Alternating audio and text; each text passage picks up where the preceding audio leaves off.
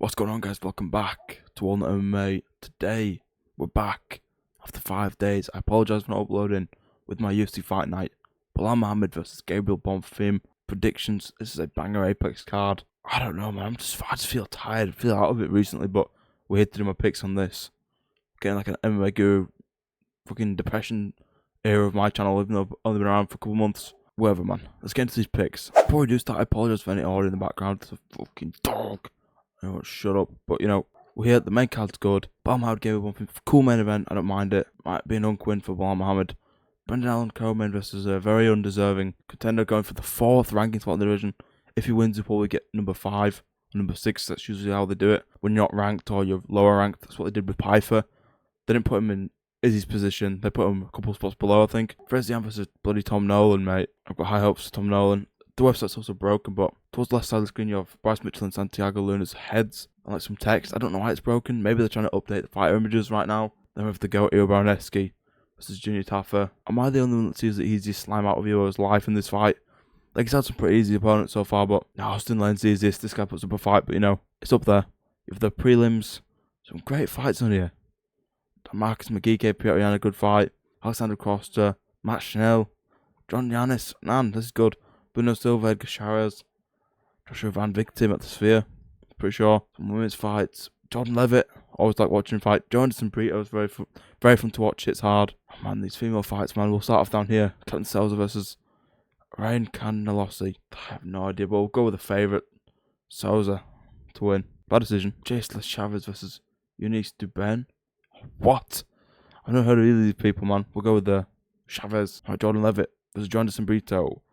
Brito coming off that win over the newcomer guy, right? He was very young from maybe Australia, if I remember that correctly.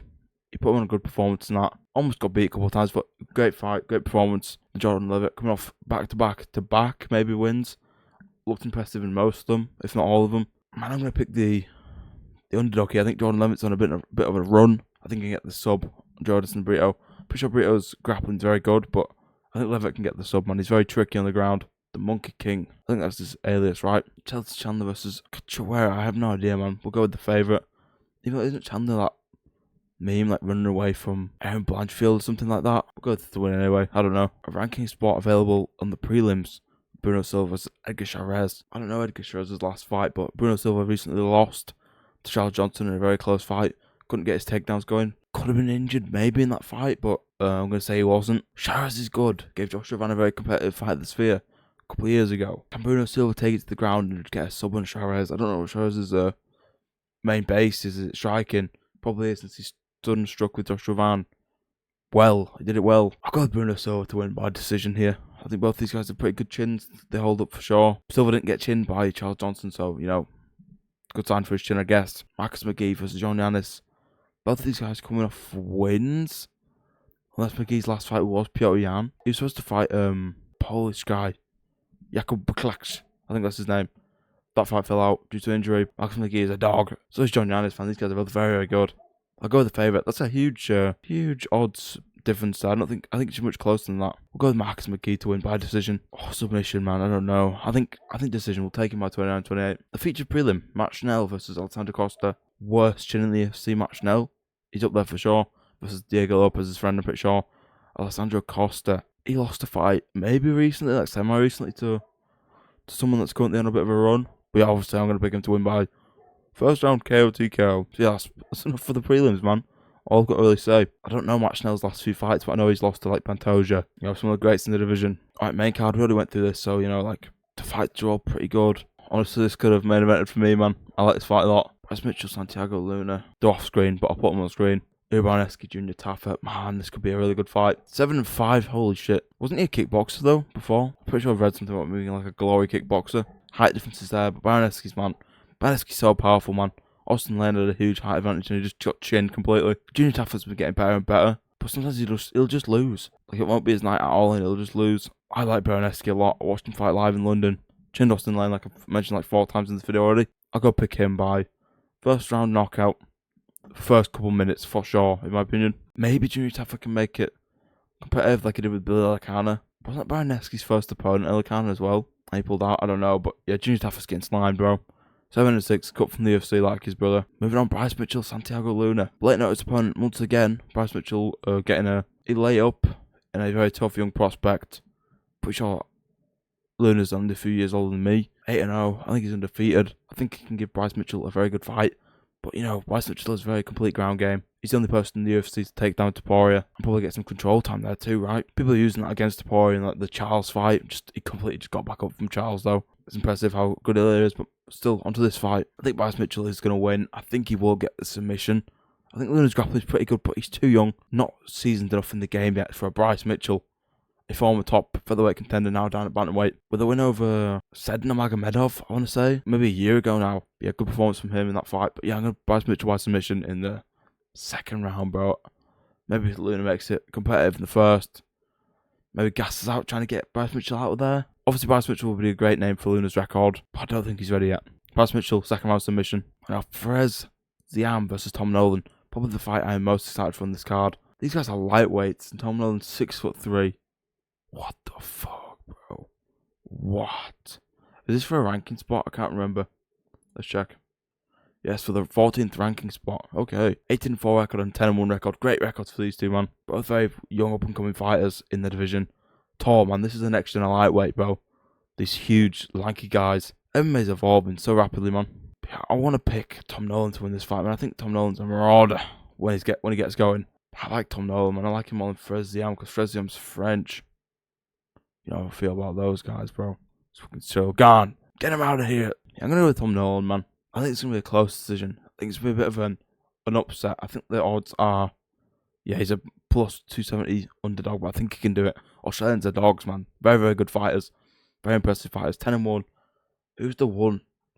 I actually want to check that real quick. Let's check who the one is too. Obviously, the level of competition isn't great. Porsche is probably the biggest name of his record. We'll go with Tom Nolan, though. I think he's very good. I think he can get the upset here. By whatever he wants. Now, we'll say decision. 29-28. The co-main event. Brendan Allen co-main, bro. Bro, I didn't realise this while recording, but Brendan Allen's representing Brazil. This guy is King Larp. It's better than nothing, I guess. Versus Edmund Shabazian. A guy that's on a 3-fight winning streak. Was once ranked back in like 2019 as a young prospect. Now he's older, more experienced. On a 3 or 4 fight win streak. And he's coming to take a top rankings for a middleweight. Why? Dana White was like him. Hunter Campbell was like him. Reach, height, they're all similar. Brendan Allen's going to show levels in this fight for sure. Shabazian is not ready for this level of competition. It is Brendan Allen, but Brendan Allen's pretty good. Sometimes. Beat Manvitori. Beat RDR. Made him quit. Made him run off to light heavyweight. 26-7. Lost like Strickland, Imavov. Maybe Kai Barallo. All the top guys in the division, pretty much. Probably some jobbers as well, but, I don't care about Brendan Allen, not his record. But we are going to pick him to win by submission here in the first or second round. Has to be that. It's going to be like a level showcase for Brendan Allen, right? He's a jiu-jitsu guy. I think submission. Yeah, it has to be submission, bro. Maybe like a rear naked choke. Like a super simple type of thing. Basics in grappling. Set up the takedown with a 1-2. Get him to the ground. Get to the back. See if Shabazian's good at defending it. I don't know if he's a jiu-jitsu guy. I'm pretty sure he's a striker. So it's a pretty easy fight for Brendan Allen if he's still a striker. Yeah, Brendan Allen. Round 1 or 2 submission. I'm going to say round 1 submission. Lock in. That's a lock for this card. The main event. Not twice in one video because Belal Muhammad versus Gabriel Bonfim. Bonfim's been getting treated with his Apex main events, bro. I done against Randy Brown at the end of last year. Sparked him up with a knee. Great performance, 19-1. Beat Wonderboy last, I want to say. Robbed. Stephen Wonderboy Thompson last. Belal Muhammad obviously has lost twice in a row to JDM. JDM for the belt. And then Ian Gary in November last year in Qatar. The first Qatar card. That was a fun card to watch. The interaction between Ian Gary and Khamzat Chimaev. Lots of aura taken away from Khamzat now, bro. After that Strickland loss, but it is what it is. Onto this fight though. Bonfim's on a tear, but first instinct's like Unk Muhammad, Unk Belal. He's going to come in and steal the show a bit. Have a bit of a performance. All the Unks have been having veterans of the divisions like Aljo, Alan Allen. Down at featherweight, I've been having great performances, 50-45s against their opponent, against the young up-and-coming opponents. Could happen again.